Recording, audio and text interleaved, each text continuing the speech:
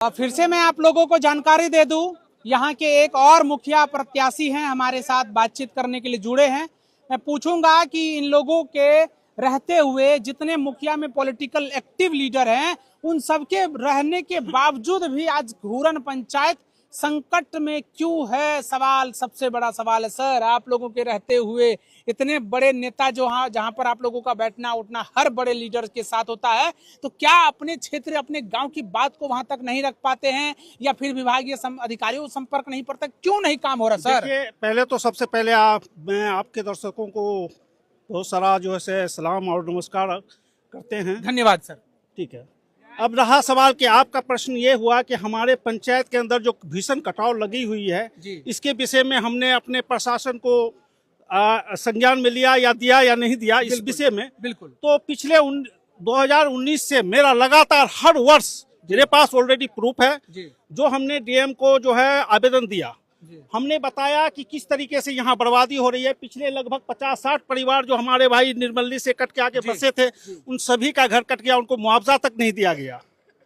एक तो ये हुआ। उसके बाद हर वर्ष मैंने आवेदन दिया, उसके ऊपर जो काम हुआ, जिस तरीके का काम हुआ, जिस तरीके से मैंने मांग रखा, उस तरीके से काम नहीं हुआ। इस तरीके से बांस का ये दे देना या बोरे का ये कर देना, इससे समाधान नहीं निकलने वाला। मेरे कहने का मतलब है कि लकड़ी का पाइलिंग हो, ठीक है, बोल्डर अगर व्यवस्था हो तो बेहतर हो, और उसके अंदर जिस तरह हम बांध के किनारे में जो है हम लगाते हैं एक्सपोर्ट पाइलिंग, एक्सपोर्ट इसलिए दिया जाता है कि ताकि पानी का बहाव जो है वो किनारे पे ना आए।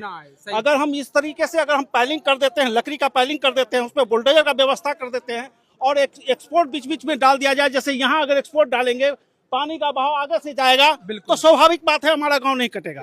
लेकिन हमारी प्रशासन बिल्कुल, हमारी सरकार जो है बिल्कुल भी कोसी बेल्ट के अंदर ध्यान नहीं देती है।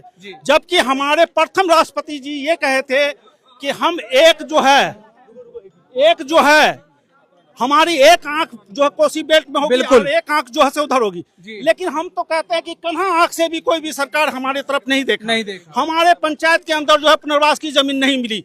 अगर ये गांव कट जाता है, घनी आबादी है, अगर गांव कट जाता है तो मैं कहता हूं कि इतनी बड़ी आबादी ले जाके कहां रहेंगे। हमारा तो चैलेंज है। हमने वहां पे एक मरतबा जो है डीएम साहब के ऑफिस के सामने हमने भाषण दिया था, उसमें कहा था कि यदि मेरा गांव कटा तो मैं पूरे ग्रामीण को लाकर, जो हमारे जितने